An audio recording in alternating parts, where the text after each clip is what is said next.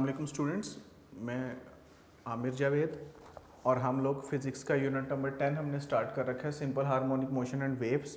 इसका lecture number 11 आज हमने करना है और इसमें हमने आज स्टार्ट करना है जी सॉल्व एग्जांपल और न्यूमेरिकल्स, यानी कि कुछ सॉल्व एग्जांपल्स हम करेंगे और फिर उसके बाद इसके कुछ न्यूमेरिकल्स आज हम सॉल्व करेंगे।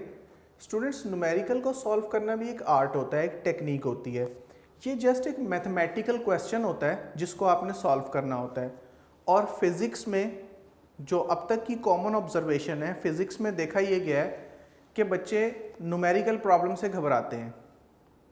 न्यूमेरिकल प्रॉब्लम क्योंकि वर्ड प्रॉब्लम की शक्ल में होता है, वर्ड प्रॉब्लम को पढ़ना, उसको अंडरस्टैंड करना, ये हमारे लिए ज़रा मुश्किल होता है।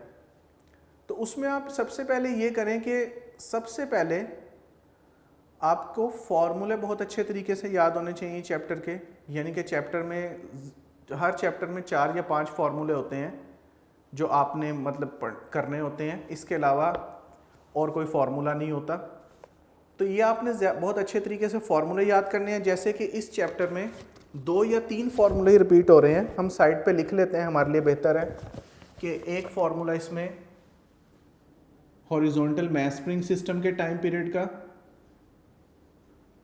2 pi m over k under root, ये हॉरिजॉन्टल मास स्प्रिंग सिस्टम के लिए फॉर्मूला है। उसके बाद हम सिंपल पेंडुलम के टाइम पीरियड का, जो कि सबसे इंपॉर्टेंट फार्मूला है इस चैप्टर का, वो लिख लेते हैं। t इज इक्वल टू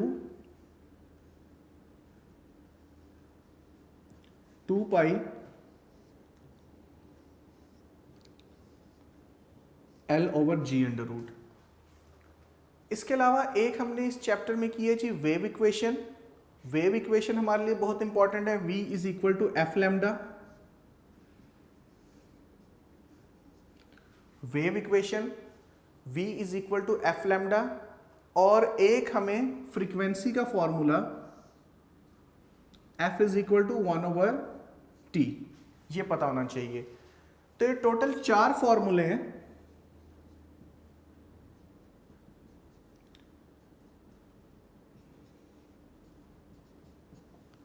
जो इस पूरे चैप्टर में हमने किए हैं और जो बार बार इसमें यूज होंगे। तो ये 4 फॉर्मूले आप याद कर लें तो आपको इस चैप्टर के न्यूमेरिकल्स में कोई ज़्यादा डिफ़िकल्टी नहीं होगी, कोई प्रॉब्लम नहीं पेश आएगी। उसके बाद न्यूमेरिकल को सॉल्व करने के लिए सबसे मेन काम होता है उसकी स्टेटमेंट को समझना। समटाइम्स ऐसा होता है कि न्यूमेरिकल हमें बहुत अच्छे तरीके से याद होता है, न्यूमेरिकल हमें आता है, लेकिन उसकी स्टेटमेंट को समझने में हम कंफ्यूज हो जाते हैं और स्टेटमेंट को समझने में कंफ्यूज होने की वजह से हम न्यूमेरिकल गलत कर देते हैं या उसका कुछ पोर्शन छोड़ देते हैं। या अगर किसी न्यूमेरिकल में 2 या 3 चीज़ें आपको फाइंड करने के लिए कहा गया है तो उसमें से हम कुछ को स्किप कर देते हैं। तो सबसे पहले आपका स्टेटमेंट को समझना बहुत ज़रूरी है। जैसे कहा जाता है well start is half done, कि आपने अगर अच्छे से स्टार्ट कर लिया तो समझने कि आधा काम तो आपका अच्छा स्टार्ट करने की वजह से हो गया। तो इसीलिए मैं ये कहा करता हूँ आमतौर पे कि न्यूमेरिकल प्रॉब्लम को सॉल्व करने में, न्यूमेरिकल प्रॉब्लम्स को करने में अगर आपने स्टेटमेंट को समझ लिया तो समझिए आधा न्यूमेरिकल तो आपने सॉल्व कर लिया। उसके बाद तो जस्ट आपने फॉर्मूला अप्लाई करके कीमतें ही निकालनी है, वो ऐसा कोई मसला नहीं है। तो एक सॉल्व एग्जाम्पल 10.1,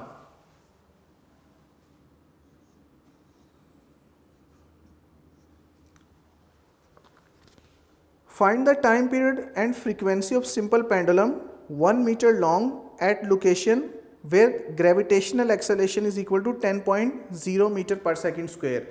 इसमें आपको 2 चीज़ें दी गई हैं, यानी कि जो गिवन डाटा है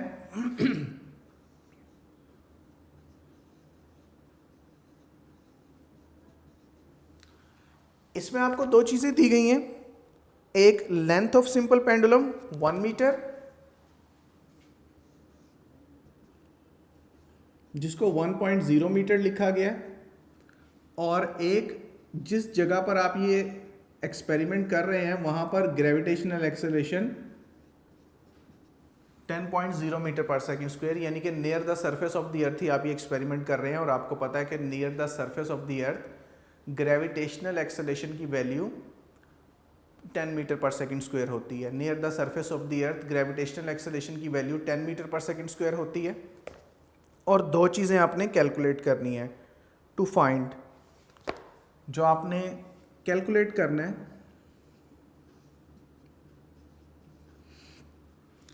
एक आपने करना है टाइम पीरियड t और दूसरा फ्रीक्वेंसी। तो स्टूडेंट्स अब हमने जो फॉर्मूले लिखे हैं, सिंपल पेंडुलम का प्रॉब्लम है। सिंपल पेंडुलम के प्रॉब्लम में देखें कि टाइम पीरियड के लिए कौन सा फॉर्मूला यूज हो रहा है। तो सेकेंड वाला t is equal to 2πL/g वाला फॉर्मूला यूज हो रहा है। तो सॉल्यूशन में आप फॉर्मूला लिखेंगे t is equal to 2πL/g।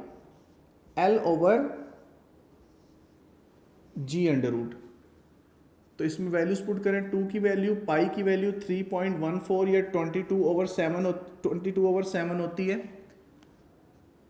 1/10 under root, 1/10 under root.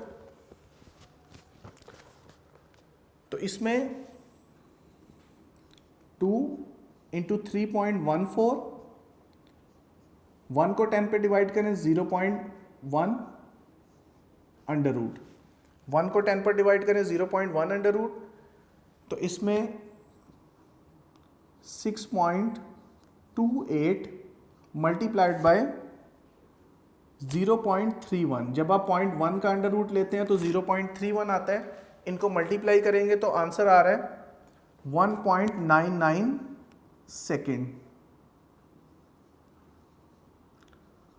Answer 1.99 second. इसको राउंड ऑफ करेंगे तो राउंड ऑफ करके इसका आंसर आ रहा है जी 2 सेकेंड्स। ये आपने कैलकुलेट कर लिया ए पार्ट इसका, यानी कि आपने टाइम पीरियड कैलकुलेट कर लिया। उसके बाद आप इसकी फ्रीक्वेंसी कैलकुलेट करेंगे। तो फ्रीक्वेंसी कैलकुलेट करने के लिए जो फॉर्मूला होता है, time period is the reciprocal of frequency या frequency is the reciprocal of time period. तो इसमें आप वैल्यू पुट करेंगे 1/2, तो इसका आंसर 0.5। और फ्रीक्वेंसी का यूनिट हर्ट्स होता है। सिस्टम इंटरनेशनल में फ्रीक्वेंसी का यूनिट साइकिल पर सेकंड, वाइब्रेशन पर सेकंड, लेकिन एसआई यूनिट को इसके हर्ट्स कहा जाता है। फ्रीक्वेंसी का एसआई यूनिट हर्ट्स होता है, Hz। तो आगे स्टूडेंट्स इसका रिजल्ट आपने लिखना है। The time period of simple pendulum is 2 second and frequency is 0.5 hertz. Result लिखना आपके लिए बहुत जरूरी है। The time period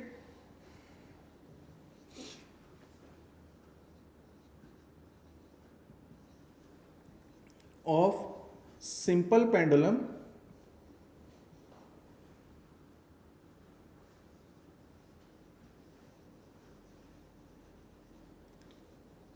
is 2 seconds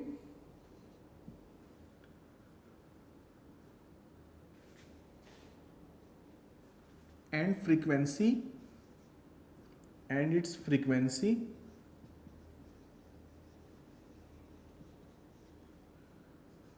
is 0.5 hertz. एक दफ़ा स्टूडेंट्स दोबारा इस एग्जांपल को अंडरस्टैंड करें ताकि आपको अच्छे तरीके से ये जहन नशीन हो जाए। Find the time period and frequency of a simple pendulum 1.0 metre long at location where g is equal to 10.0 metre per second square. एक सिंपल पेंडुलम है जिसकी लेंथ आपको दी गई है 1 मीटर। सिंपल पेंडुलम की लेंथ आपको 1 मीटर दी गई है और जिस जगह पर आप ये एक्सपेरिमेंट कर रहे हैं, जिस लोकेशन पर आप ये एक्सपेरिमेंट कर रहे हैं, वहाँ पर ग्रेविटेशनल एक्सेलरेशन की value 10.0 metre per second square. दो चीज़ें आपने कैलकुलेट करनी है। गिवन डाटा आपने लिखा L is equal to 1.0 metre and gravitational acceleration is equal to 10.0 metre per second square. This is given data. Find आपने करना है time period of simple pendulum and frequency of simple pendulum. Frequency और time period आपने calculate करना है। तो first part solution में आपने फॉर्मूला लिखना है, t is equal to 2 pi L over G under root. तो इसमें आप वैल्यूज पुट करेंगे, 2 पाई की वैल्यू 22/7 या 3.14 होती है। एल की जगह आपने 1 पुट किया और जी की जगह 10, तो 1 को 10 पे डिवाइड करें 0.1, 0.1 का अंडर रूट लें तो 0.31, इन दोनों को मल्टीप्लाई करें 6.28 मल्टीप्लाइड बाय 0.31, तो ये आ गया जी 1.99 second, t is equal to 2 second. और फ्रीक्वेंसी क्या होता है जी, टाइम पीरियड का रेसिप्रोकल होता है, frequency is the reciprocal of time period, तो ये आ गया 0.5 हर्ट्ज। ठीक है, उसके बाद रिजल्ट लिखना बिल्कुल ना भूलिएगा, result the time period of simple pendulum is 2 second and it's frequency is 0.5 hertz.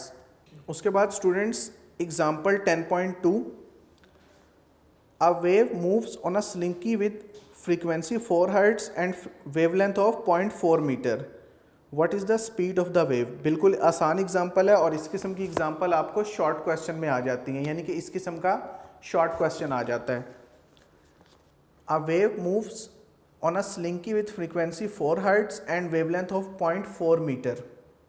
What is the speed of the wave? तो गिवन डाटा में 10.2 गिवन डाटा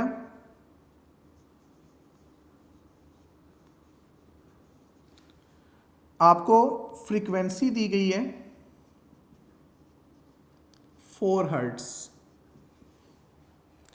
और वेवलेंथ दी गई है 0.4 मीटर। वेवलेंथ के लिए ये सिंबल यूज होता है जिसको लैम्डा कहा जाता है, लैम्डा 0.4 मीटर। और टू फाइंड आपने क्या कैलकुलेट करना है, क्या फाइंड करना है, इसमें फाइंड आपने करनी है स्पीड ऑफ वेव्स, वेव्स की स्पीड आपने कैलकुलेट करनी है, वेव्स की स्पीड फाइंड करनी है। तो इसके लिए जो सोल्यूशन में आप फॉर्मूला अप्लाई करेंगे वेव इक्वेशन वाला, ये जो आपने वेव इक्वेशन प्रूफ की है चैप्टर के अंदर v is equal to F lambda, तो सीधा सीधा इसी फॉर्मूले से ये क्वेश्चन हो रहा है। तो सोल्यूशन में आप फॉर्मूला अप्लाई करेंगे, v is equal to F lambda, f की वैल्यू 4 और लैम्डा 0.4, ये आ गया जी 1.6 और स्पीड का यूनिट होता है मीटर पर सेकेंड। तो यूनिट लगाना मत भूलिएगा, क्योंकि अगर हम यूनिट भी स्किप करते हैं तो पेपर में हमारा 0.5 या 1 मार्क कट जाता है। तो एक एक नंबर क्योंकि कीमती होता है, इसीलिए आपने आंसर के साथ अप्रोप्रिएट यूनिट भी लगाना होता है। ठीक है, कुछ बच्चे क्या करते हैं कि आंसर तो एक्यूरेट निकालते हैं लेकिन उसके साथ यूनिट लगाना भूल जाते हैं, जिसकी वजह से उनके मार्क्स कट जाते हैं। तो यहां पे आप इसका रिजल्ट लिखेंगे, द स्पीड ऑफ वेव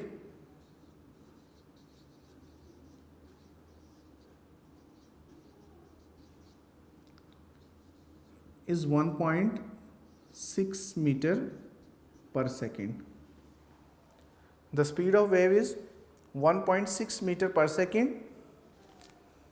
उसके बाद स्टूडेंट्स एग्जाम्पल 10.3,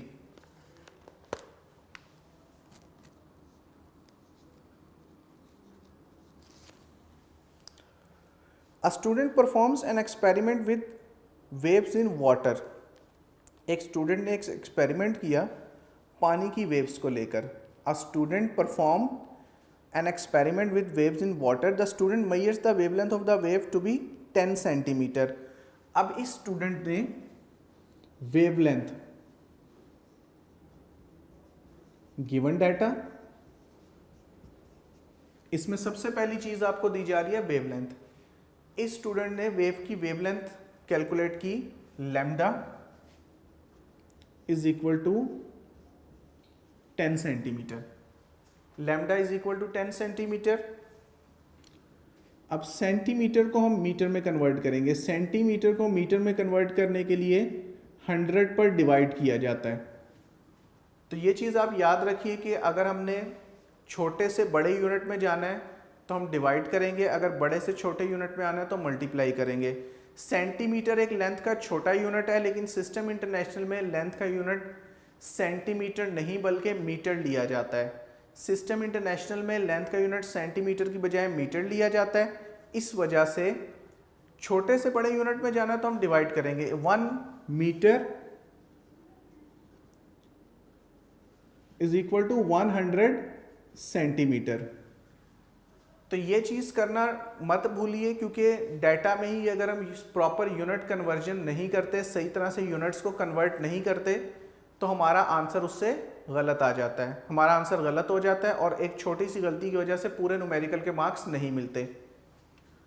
तो 10 डिवाइडेड बाय 100 0.1 मीटर। उसके बाद by using stopwatch and observing the oscillations on a floating ball, the student measures the frequency of 2 hertz। इसने stopwatch की मदद से इसकी फ्रीक्वेंसी का अंदाज़ा लगाया, फ्रीक्वेंसी 2 hertz।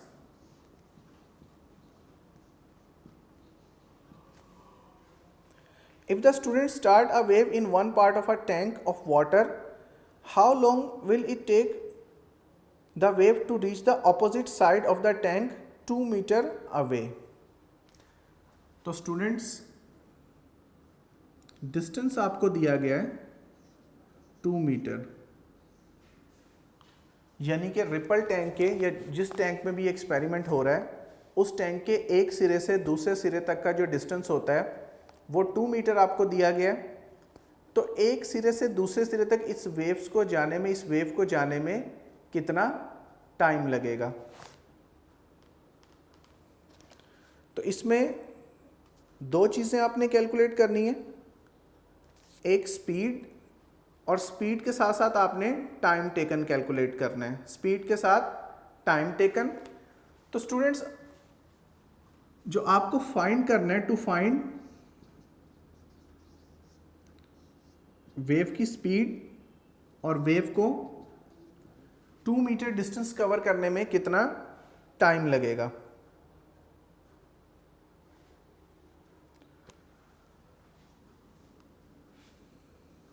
तो सॉल्यूशन में सबसे पहले स्पीड का formula v is equal to F lambda, ये आपने वेव इक्वेशन से पढ़ा, v is equal to F lambda. तो f की वैल्यू 2 हर्ट्ज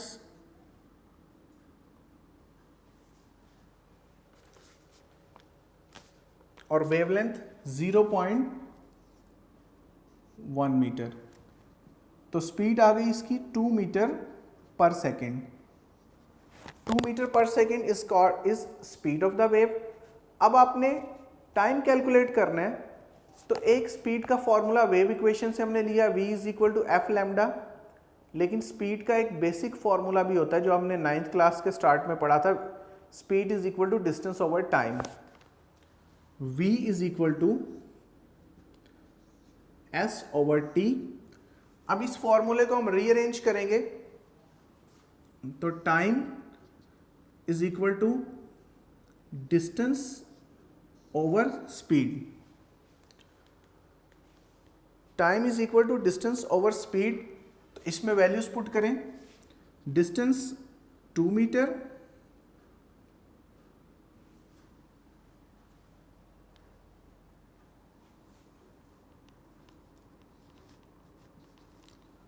डिस्टेंस 2 मीटर और स्पीड 0.2 मीटर पर सेकेंड। तो इसको जब हम 2 को 0.2 पर डिवाइड करेंगे तो इसका आंसर आ जाएगा जी 10 second. Time is equal to 10 second. दोबारा इस प्रॉब्लम को हम करते हैं। इसकी statement, a student perform an experiment with waves in water, the student measure the wavelength of wave is to be 10 centimetre. Student ने जो वेव की वेवलेंथ मेजर की 10 सेंटीमीटर। सबसे पहले आपने ये काम करना है कि सेंटीमीटर को मीटर में कन्वर्ट करना है। 10 डिवाइडेड बाय 100, तो ये आ गया जी 0.1 मीटर। उसके बाद by using stop watch and observing the oscillation of floating ball, the student measure the frequency of 2 hertz. तो स्टूडेंट ने फ्रीक्वेंसी मेजर की 2 hertz. If the student start wave in one part of a tank of water, how long will it take to wave to reach the opposite side of the tank 2 meter away? तो अगर total जो आपका tank है वो 2 metre का है, तो एक साइड से दूसरी साइड तक पहुंचने में वेव को कितना टाइम लगेगा। बेसिकली इसमें आपने टाइम कैलकुलेट करना है, लेकिन टाइम कैलकुलेट करने के लिए हमें स्पीड ऑफ वेव भी कैलकुलेट करनी पड़ेगी। तो फाइंड हमने टाइम करना है, लेकिन टाइम के सपोर्टिंग हमें स्पीड ऑफ वेव भी कैलकुलेट करनी पड़ेगी। तो सॉल्यूशन, सबसे पहले स्पीड ऑफ वेव कैलकुलेट करने के लिए v is equal to F lambda, v is equal to F lambda.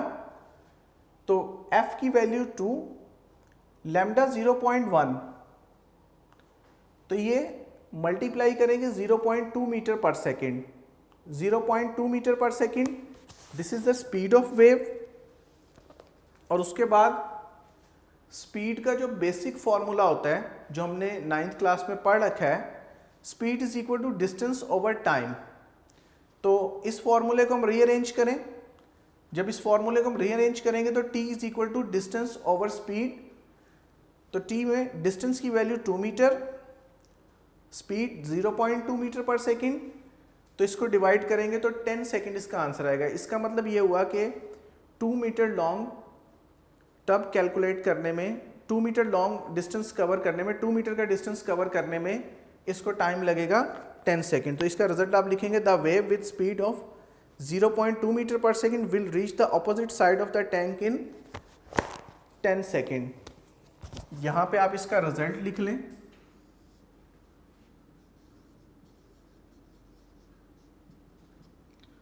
The wave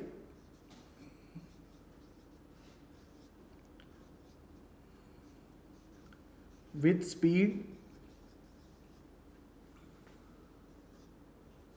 0.2 meter per second, the wave with speed 0.2 meter per second will reach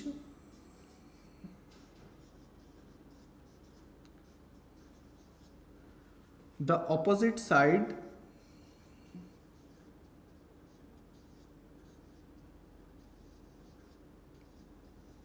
of the tank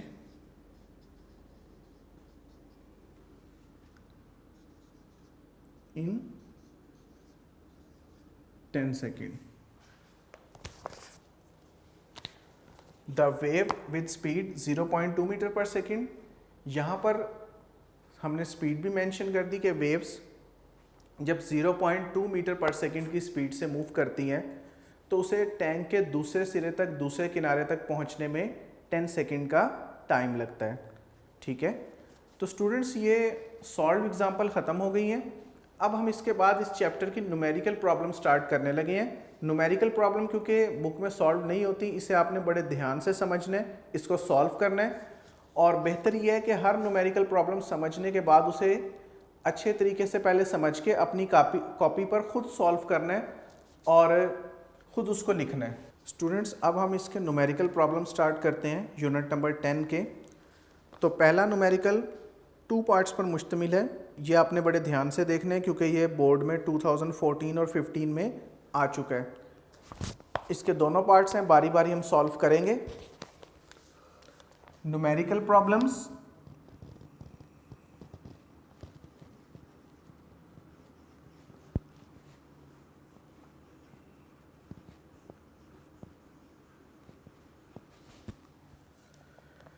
ten point 1,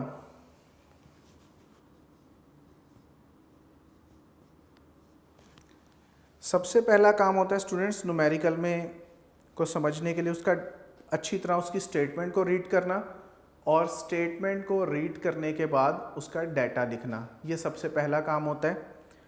the time period of a simple pendulum is 2 second.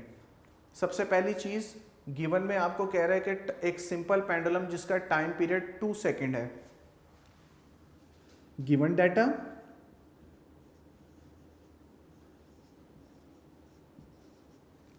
the time period of simple pendulum is 2 seconds.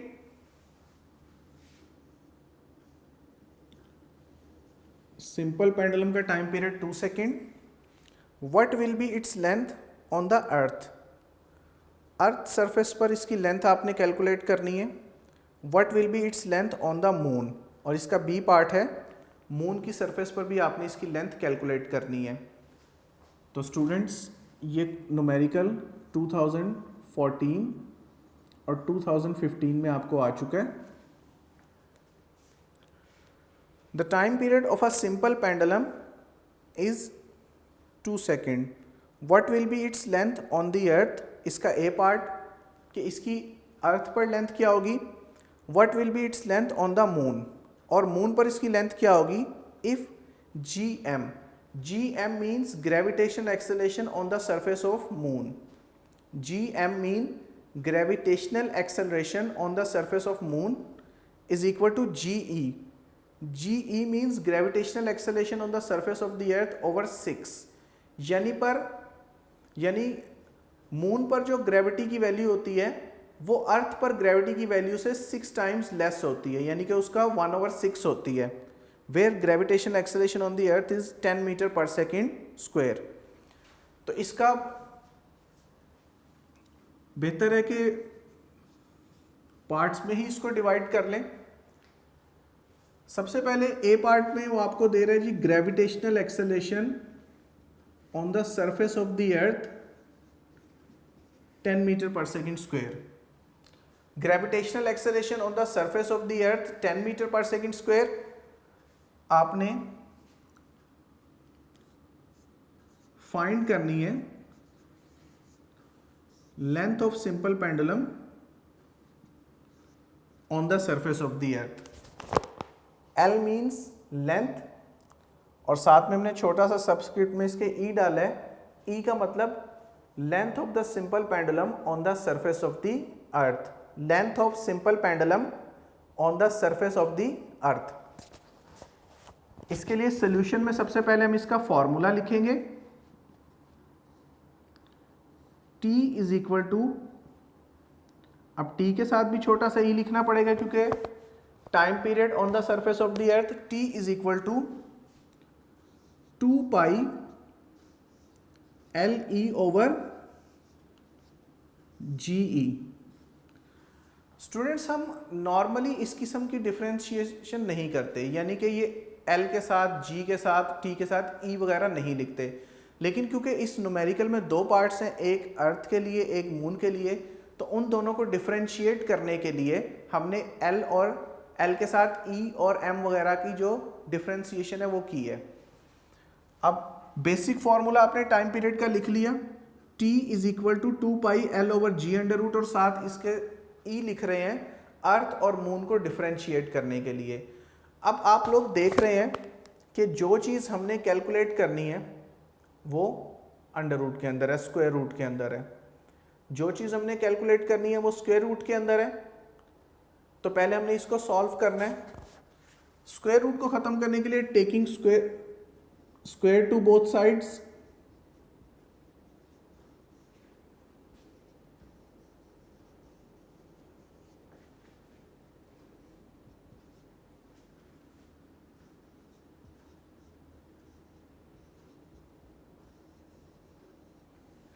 Taking square to both sides. इधर आप t का भी square लेंगे,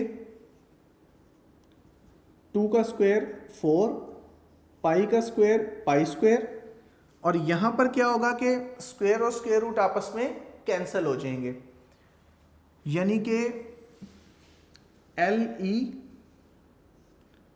over GE.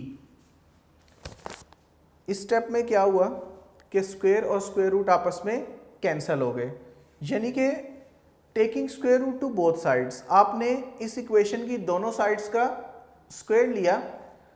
जब आपने t का square लिया तो t के ऊपर स्क्वायर आ गया. जब आपने 2 का स्क्वायर लिया तो 2 का स्क्वायर आ गया 4. जब आपने पाई का स्क्वायर लिया तो पाई के ऊपर स्क्वायर आ गया. अब L ओवर G, इनके ऊपर था अंडर रूट, तो इस अंडर रूट को आप स्क्वायर रूट से कैंसिल हो जाएगा. स्क्वायर और अंडर रूट आपस में कैंसिल हो जाते हैं, तो LE ओवर GE. अब आपको चाहिए LE की वैल्यू. तो LE की वैल्यू के लिए आप इसको कैसे रीअरेंज करेंगे कि GE इधर डिवाइड हो रहा है, दूसरी साइड पे जाके मल्टीप्लाई हो जाएगा. TE square GE is equal to 4 pi square LE. देखें ये GE इधर डिवाइड हो रहा है, दूसरी साइड पे जाके ये मल्टीप्लाई हो जाएगा, दूसरी साइड पे जाके ये मल्टीप्लाई हो जाएगा. और एल ई के साथ 4 पाई स्क्वायर मल्टीप्लाई हो रहा है, ये दूसरी साइड पे जाके डिवाइड हो जाएगा।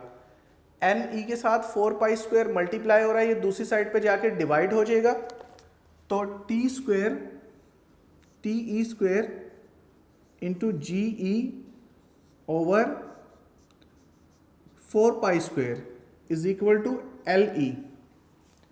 अब स्टूडेंट्स इसमें हम वैल्यूज पुट करते हैं, फॉर्मूला हमने बना लिया और ये फॉर्मूले की सिंप्लीफिकेशन आपके लिए यहाँ पे लिखना बहुत ज़रूरी है। t की वैल्यू 2 तो उसका स्क्वायर आ गया, g की वैल्यू होती है जी 10 और 4 पाई की वैल्यू 3.14 का square is equal to L E. अब 2 का स्क्वायर होता है 4, वो इससे कैंसिल हो गया।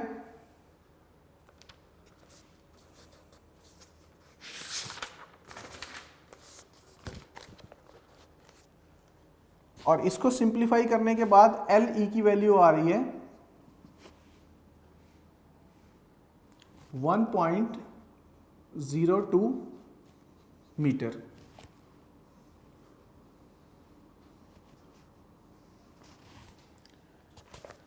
LE length of simple pendulum on the surface of the earth 1.02 meter 1.02 metre.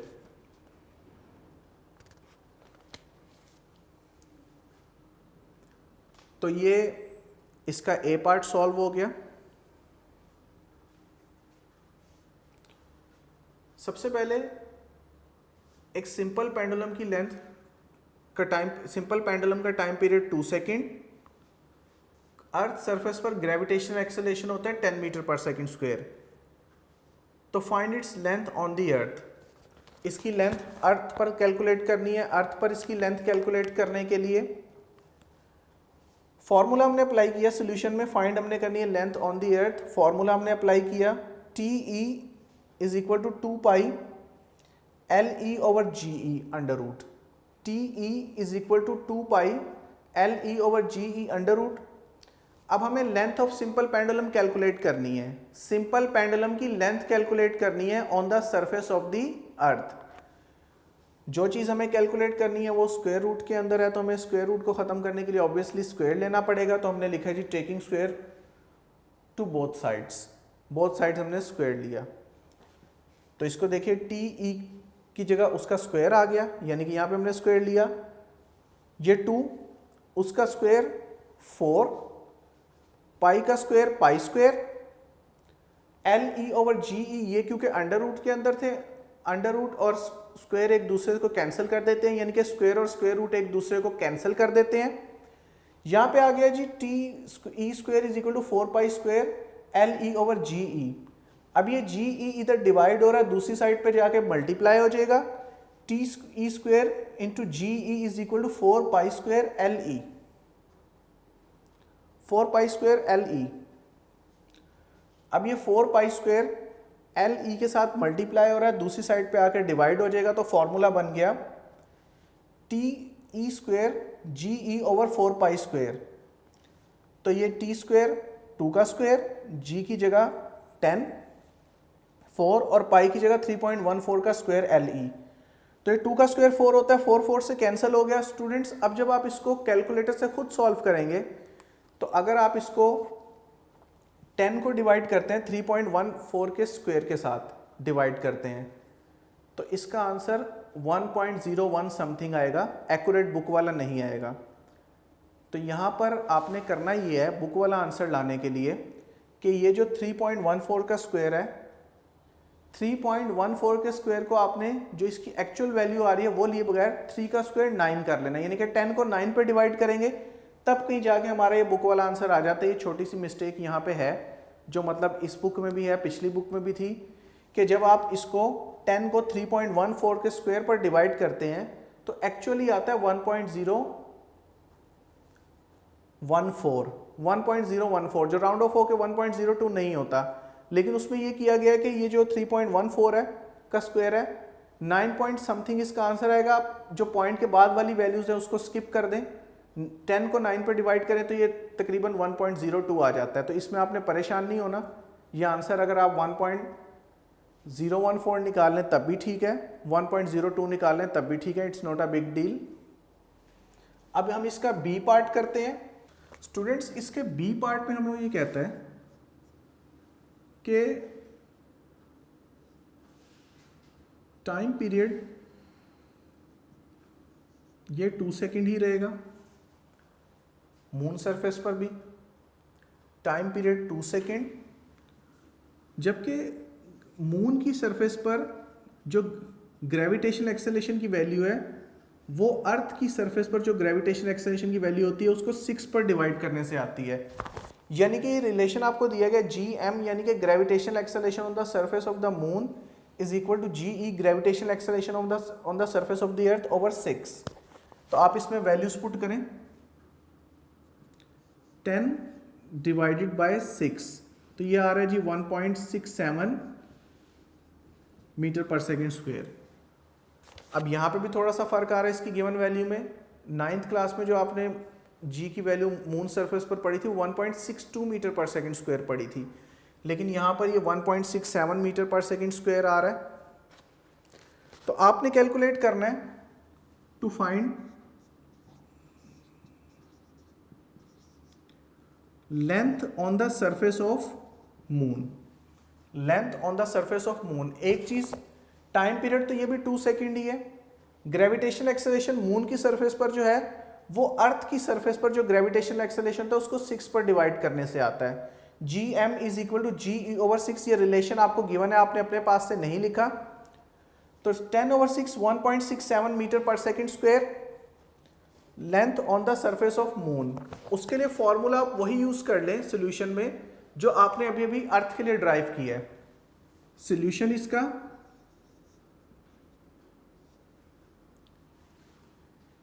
अर्थ के लिए आपने फॉर्मूला जो ड्राइव किया है LM TM square GM over 4 पाई स्क्वेयर। यही आपने अर्थ के लिए किया था, लेकिन फर्क इतना है कि उसके सबस्क्रिप्ट में आपने E लिखा था, इसके सबस्क्रिप्ट में आप M लिख रहे हैं। इसमें वैल्यूज पुट करें, T की जगह 2 का स्क्वायर, GM 1.67 डिवाइडेड बाय 4 और पाई की जगह 3.14 का स्क्वायर। तो ये कैंसिल हो गया। अब आप जब 1.67 को 3.14 के स्क्वायर से डिवाइड करेंगे तो 0.17 मीटर इसका आंसर आता है, 0.17 मीटर इसका आंसर आता है। और इन दोनों पार्ट्स का आप रिजल्ट लिख लेंगे एक साथ ही।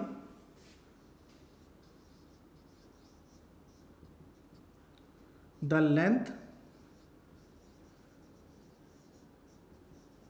Of simple pendulum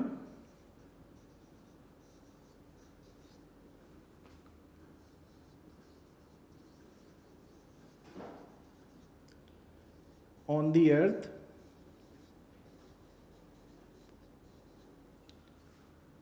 is 1.02 meter and on the moon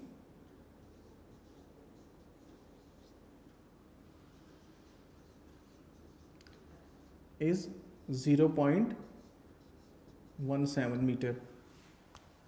तो स्टूडेंट्स, इसका सोल्यूशन आप ब्रीफली एक दफ़ा दोबारा देख लें। टाइम पीरियड तो 2 सेकेंड ही रहेगा। मून की सरफेस पर ग्रेविटेशनल एक्सेलरेशन अर्थ की सरफेस पर ग्रेविटेशनल एक्सेलरेशन को 6 पर डिवाइड करने से आता है। ये रिलेशन आपको गिवन है, ये आपने जस्ट याद करना है। 10 ओवर 6 यानी कि जी की वैल्यू पुट की, जी को 10 को 6 पर डिवाइड किया, 1.67 metre per second square. Find आपने करना है length on the surface of moon. पहले पार्ट में फॉर्मूला आप ड्राइव कर चुके हैं, बार बार आपको करने की जरूरत नहीं है। LM is equal to TM square GM over 4 pi square, यानी कि जो पैरामीटर्स आपने अर्थ के लिए लिए थे वही पैरामीटर्स आपने मून के लिए लेने हैं। T स्क्वायर की वैल्यू, T की वैल्यू 2, GM 1.67 ओवर 4, पाई की जगह 3.14 का स्क्वायर। ये 4 और 2 का स्क्वायर कैंसिल हो गए। अब आपने करना ये है 1.67 को 3.14 का स्क्वायर लेके उस पर डिवाइड कर देना है। तो इन दोनों को जब आप डिवाइड करेंगे तो 0.17 मीटर ये कैलकुलेटर से आपने खुद चेक करना है, ठीक है।